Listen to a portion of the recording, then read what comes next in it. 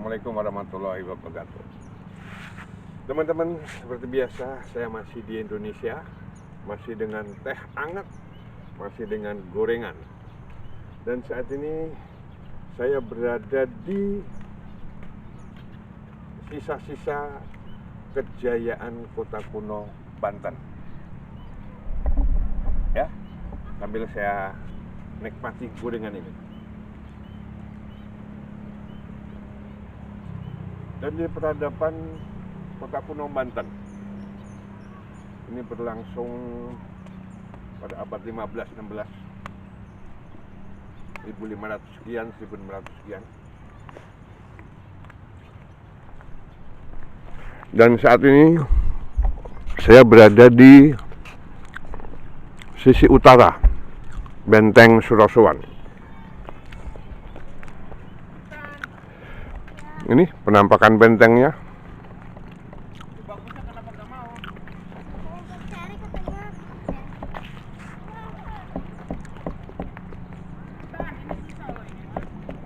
Megah,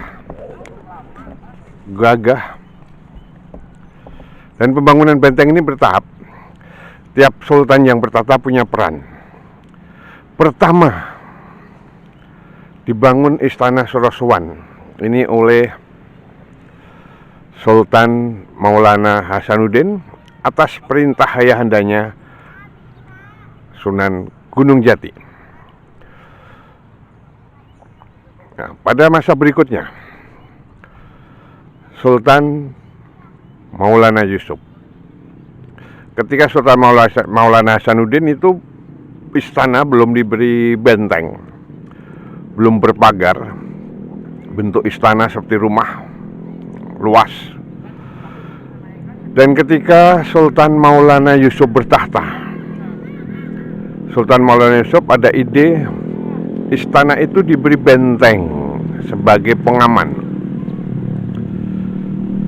Dan waktu itu diserahkan pembangunan itu desainnya kepada arsitek Belanda yang bernama Hendrik Lucas Cardel.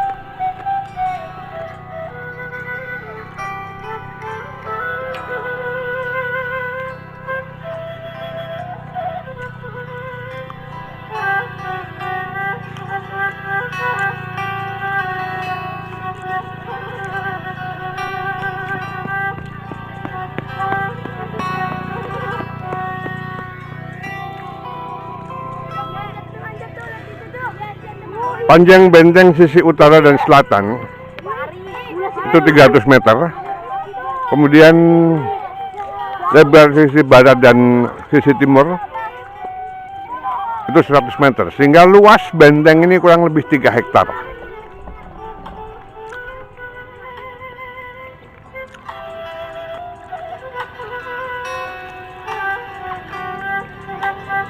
Melihat sisa-sisa bentengnya dengan tinggi kurang lebih 2 meter. Ini nampak begitu megahnya bayangan kita pada masa lalu. Nampak begitu gagahnya dengan arsitek Eropa atau Belanda. Dan setiap pojok-pojok benteng, ada 4 pojok ya. Ini dulu ada hiasan berbentuk intan. Sehingga orang menyebut benteng ini sebagai Istana Intan.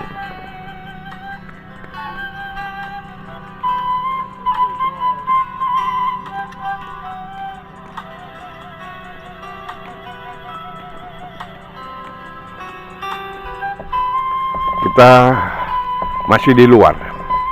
Dan nanti saya akan mencoba ke dalam, akan lihat betapa megahnya kondisi di dalam, melihat istana Surosowan. Bayangan saya melihat bentengnya begitu megah, pasti istananya juga begitu megah, begitu indah istana di dalamnya. Karena saya belum pernah masuk selama ini, saya belum tahu seperti apa istana di dalam benteng ini. Istana Surosowan yang merupakan istana termegah pada masanya, tepatnya abad 15, abad 16, saat kedatangan Belanda sampai saat VOC berkuasa. Ayo kita sekarang ke dalam, kita lihat seperti apa keindahan dan kemegahan Istana Surosowan.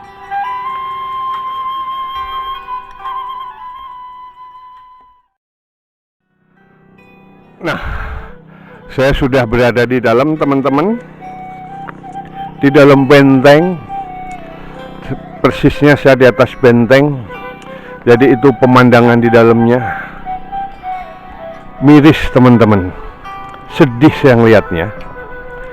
Ternyata sudah rata dengan tanah, tinggal sisa-sisa pondasi, sisa-sisa tembok separuh. Dan sekarang sebagian sisanya jadi tempat anak-anak menyalurkan hobinya main bola di sana. Istana yang konon begitu megah, istana yang konon begitu indah, sehingga orang mengenal sebagai Istana Intan,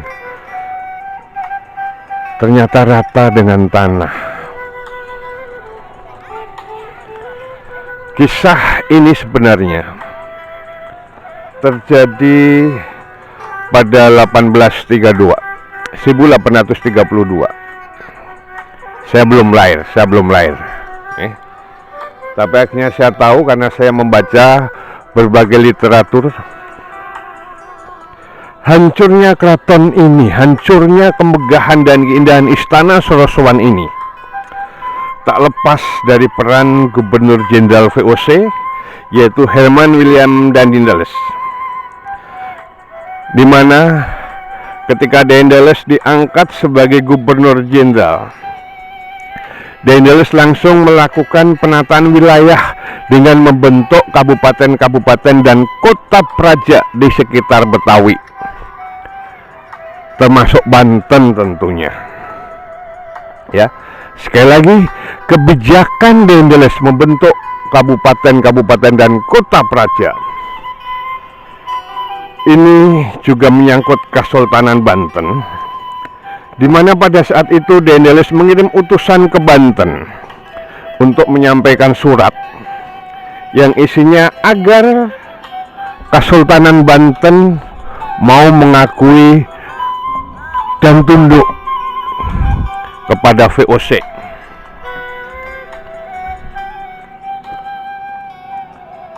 Membaca surat dari Daendels itu, Sultan Syafiuddin yang waktu itu bertahta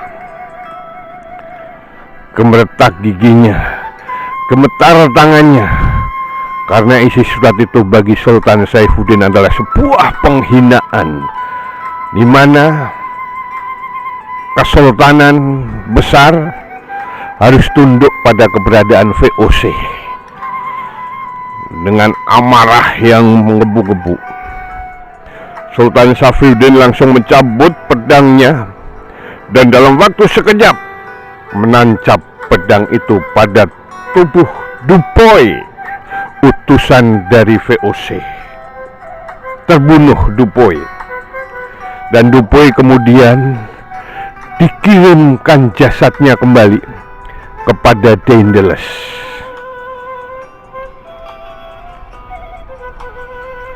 Menerima jasad Dupoy, utusannya yang dikirim ke Banten, Daendels marah. Daendels kemudian mengirimkan pasukannya kurang lebih 2000 orang melalui pantai utara dan merapat di pelabuhan Banten atau yang sekarang bernama Karanghantu. Dibekali amarah, tentara VOC ini menghancurkan semua yang ditemui selama perjalanan dari Pelabuhan Karangantu ke Istana Soroswan. Dan begitu sampai Istana Soroswan ini, tidak pakai babi bu, tentara VOC langsung melampiaskan amarahnya. Keraton dibakar, kemudian dihancurkan. Dan 1832 itu menjadi akhir dari Keraton Banten.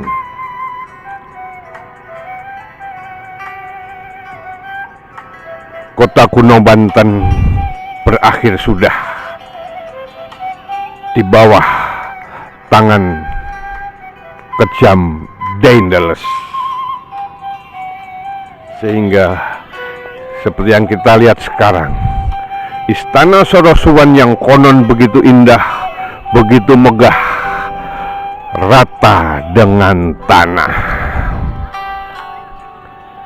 Sekian, terima kasih. Assalamualaikum warahmatullahi wabarakatuh.